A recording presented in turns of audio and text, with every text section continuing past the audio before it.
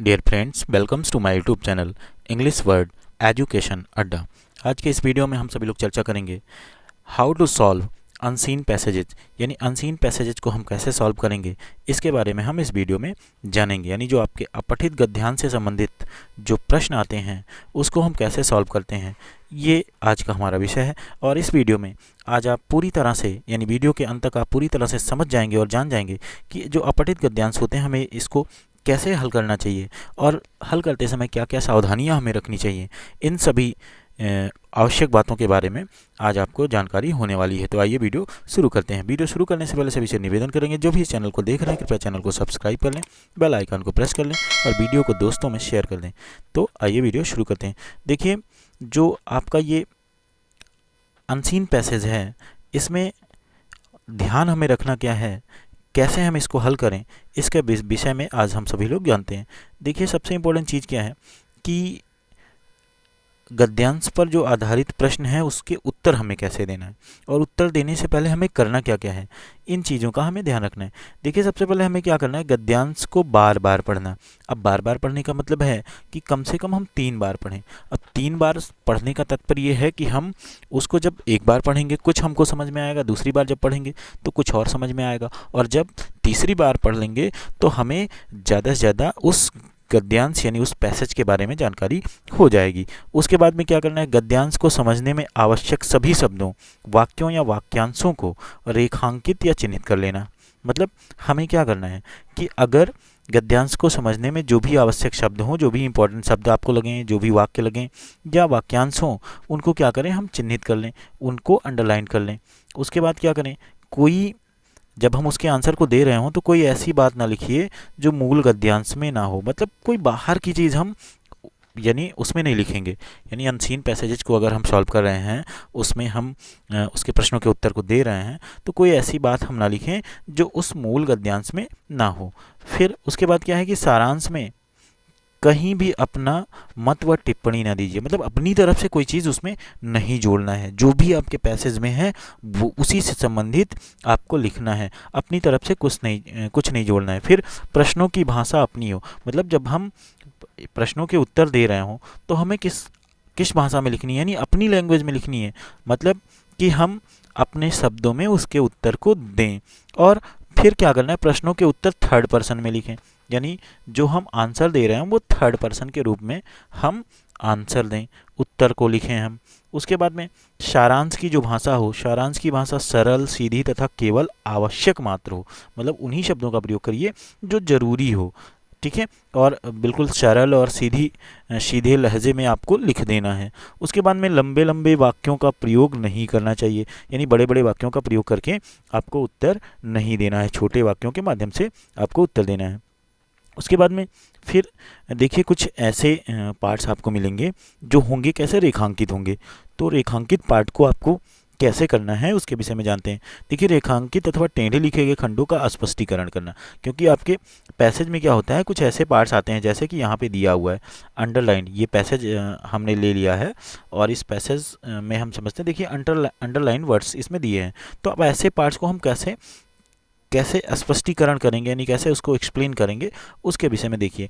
तो अब रेखांकित जो पार्ट होंगे उसको एक्सप्लेन करने के लिए क्या करना है कि स्पष्टीकरण केवल उस भाग से ही संबंधित हो जो पूछा गया है। मतलब हम अगर एक्सप्लेन कर रहे हैं तो उसी भाग के हम आंसर को दें, उसी भाग को एक्सप्लेन करें जो पूछा गया है, और भागों पर हम ना जोर दें।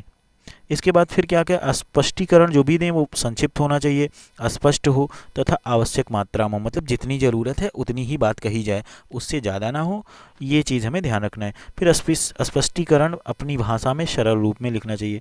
मतलब जो भी हम लिख रहे हों वो अपनी भाषा में लिखें, ठीक है, अपने शब्दों में ही उत्तर दिया जाता है। फिर स्पष्टीकरण अर्थ को स्पष्ट करने वाला होना चाहिए। मतलब स्पष्टीकरण हम दे रहे हैं तो जो अंडरलाइंड वर्ड्स होंगे, जो चिन्हांकित शब्द होंगे, वाक्य होंगे, उसको उसका अर्थ बिल्कुल स्पष्ट हो जाए, इस तरह से हमें लिखना है। अब आइए जानते हैं हम कुछ मोस्ट इंपॉर्टेंट उसके और पार्ट। देखिए, सबसे इंपॉर्टेंट क्या है कि गद्यांश का उचित शीर्षक देना, क्योंकि टाइटल देने के लिए भी प्रश्न आते हैं, जैसा कि इस पैसेज में दिया गया है। ये आपका क्वेश्चन है कि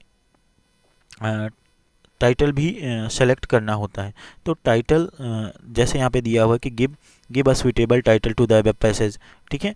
तो अब ऐसे भी प्रश्न आते हैं, तो वहाँ टाइटल सेलेक्ट करते वक्त हमें बहुत सावधानी और बहुत ध्यान रखना पड़ता है। देखिए इसमें क्या सावधानियाँ आपको रखनी है कि अगर शीर्षक देना है तो शीर्षक पूरे गद्यांश के सबसे आवश्यक बिंदु का सारांश होता है। अब शीर्षक क्या होता है? पूरे गद्यांश के जो आवश्यक बिंदु होते हैं उसका सारांश होता है। फिर अतः इसका चयन बड़ी सावधानी से करना चाहिए। मतलब जब हम शीर्षक को सेलेक्ट कर रहे हों, चयन कर रहे हों, तो बहुत सावधानी केयरफुल होकर के हमें करना चाहिए, ठीक है, पूरे पैसेज को ध्यान में रखते हुए। इसी तरह शीर्षक आपका सूक्ष्म हो, संक्षिप्त होना चाहिए, यानी सूक्ष्म हो या संक्षिप्त हो, एक शब्द अथवा 2-3 शब्द मात्र। मतलब एक शब्द में भी आपका शीर्षक हो सकता है या 2-3 शब्द आप लिख सकते हैं। फिर भी अगर उतना सफिशिएंट नहीं है तो आवश्यकता अनुसार एक सूक्ष्म वाक्य भी दिया जा सकता है। मतलब एक छोटा सा वाक्य भी आप शीर्षक के रूप में दे सकते हैं। तो एक शब्द हो, 2 अथवा 3 शब्द हो, या आवश्यकता अगर पड़ती है तो आप क्या करें, एक सूक्ष्म वाक्य, एक छोटा वाक्य भी दे सकते हैं। इसके बाद क्या है, शीर्षक को डबल इन्वर्टेड कॉमाज के बीच में लिखें। यानी कोई भी टाइटल आप दे रहे हैं, शीर्षक दे रहे हैं, तो उसको डबल इन्वर्टेड कॉमा के बीच में लिखें।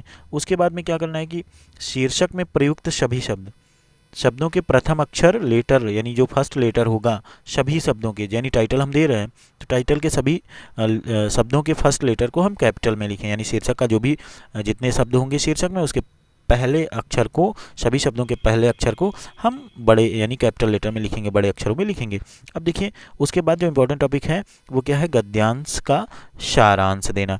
यानी हम जो समरी देंगे किसी अनसीन पैसेज का वो कैसे देंगे, इसके बारे में हम सभी लोग जानते हैं। देखिए अब सारांश क्या है कि सारांश ये डायरेक्ट नरेशन में हो तो भी उसे इनडायरेक्ट नरेशन में लिखें। यानी जो समरी आपको मिल रही हो वो कैसे, डायरेक्ट नरेशन में अगर कोई पैसेज मिल रहा है तो भी हमें उसको लिखना है तो कैसे, इनडायरेक्ट नरेशन में ही लिखें। यानी हम इनडायरेक्ट स्पीच में ही उसको लिखें। फिर सारांश मूल गद्यांश के 1/3 भाग से अधिक ना हो। इस चीज़ का भी हमें ध्यान रखना है कि जो आप समरी लिख रहे हो, क्योंकि समरी से रिलेटेड क्वेश्चंस आते हैं समरी लिखने के लिए, तो जब हम समराइज कर रहे हो तो 1/3 पार्ट से अधिक ना हो। मतलब इससे ज़्यादा ना हो कि हम लिखते चले जाएं और आधे पार्ट्स में पहुंच जाए, ठीक है, इतना बड़ा हो जाए। तो इतना बड़ा नहीं लिखना, 1/3 भाग से ज़्यादा ना हो, ये चीज़ हमें ध्यान रखना है। फिर सारांश की भाषा सरल व वाक्य लघु होनी चाहिए। मतलब जो भी हम समरी लिख रहे हों वो भाषा सिंपल लैंग्वेज में लिखें, और जो वाक्य का प्रयोग करें वो लघु हो, छोटे छोटे वाक्यों का प्रयोग करें। फिर पहले गद्यांश के मुख्य विचार समझ लेना चाहिए, तब सहायक विचारों को क्रम में रखना चाहिए। मतलब क्या कि पहले हम जो अनसीन पैसेज है उसका जो थॉट है, जो विचार है, जो मेन थॉट्स हैं उसको हम समझ लें, मेन विचार उसमें क्या निकल रहे हैं उसको समझ लें। फिर उसके बाद जो सहायक यानी उससे जुड़े हुए और जो विचार हों फिर उसको हम लिखें। फिर सारांश की भाषा अपनी हो, मतलब हम जो भी बात कहें अपनी बातों में कहें।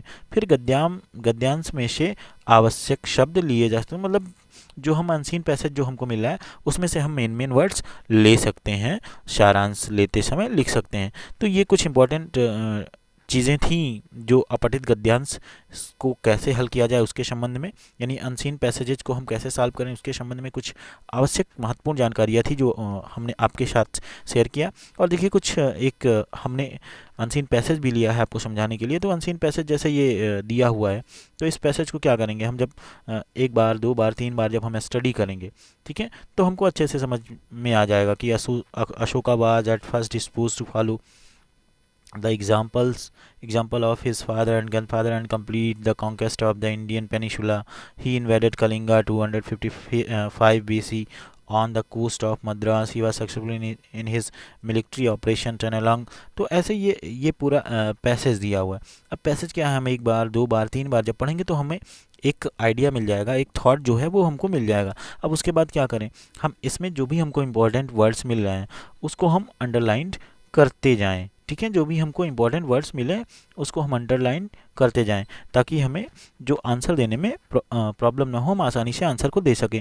अब इसमें क्वेश्चन भी पूछ रहा है कि वाई डिड अशोका रिनाउंस वार, ठीक है। तो अब यहाँ क्या है कि जब हम इसको स्टडी करेंगे, इसको पढ़ेंगे तो हमें समझ में आ जाएगा, ठीक है। अब यहाँ जैसे है कि मतलब हुआ क्या कि he was so disgusted by the cruelty, ठीक है, मतलब he was so disgusted by the cruelty and horror of war that he renounced it, मतलब इसने छोड़ दिया। तो यहाँ जब हम समझेंगे, ठीक है, समझेंगे, जब उसको पढ़ेंगे तो हमें खुद ब खुद आंसर मिल जाएगा। तो काफ़ी आसान है, थोड़ा सा माइंड आपको सेटअप करना है और स्टडी करना है, फिर आपको कोई प्रॉब्लम होने वाली नहीं है। इसी तरह अगला क्वेश्चन भी आप पढ़ करके करेंगे, ठीक है, थर्ड क्वेश्चन भी, ठीक है। फिर देखिए एक्सप्लेन द अंडरलाइन वर्ड्स, ठीक है, जो तरीका हमने बताया इसके पहले कि कैसे एक्सप्लेन करेंगे अंडरलाइन वर्ड्स, ठीक है। तो अंडरलाइन वर्ड्स आपका इसमें दिया हुआ है, ठीक है, ब्राइटेस्ट इंटरल्यूड्स, ठीक है। तो उसको एक्सप्लेन करना है, कैसे एक्सप्लेन करना है ये जानकारी आपको हम दे चुके हैं।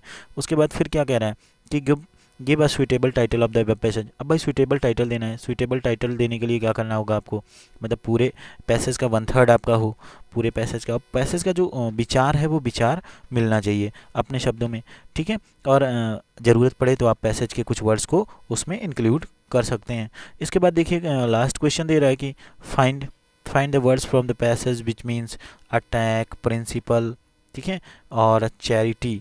तो मतलब अब पैसेज में से ऐसे शब्दों को ढूंढना है जिसका मतलब ये होता हो, ठीक है। तो पैसेज में आपको मिल जाएंगे ऐसे वर्ड्स के जो है मीनिंग्स। तो थोड़ा सा सावधानी हम रखेंगे और हम अच्छे से कर सकते हैं। तो आई होप आप लोगों को ये वीडियो काफ़ी हेल्पफुल होगा परीक्षा के दृष्टिकोण से, और उम्मीद करते हैं कि सभी को वीडियो पसंद आया होगा। अगर वीडियो पसंद आया है तो वीडियो को लाइक कर दें, चैनल को सब्सक्राइब कर लें, बेल आइकन को प्रेस कर लें, ताकि आपको ऐसे ही समय समय पर आने वाले वीडियो की सूचना मिलती रहे। धन्यवाद।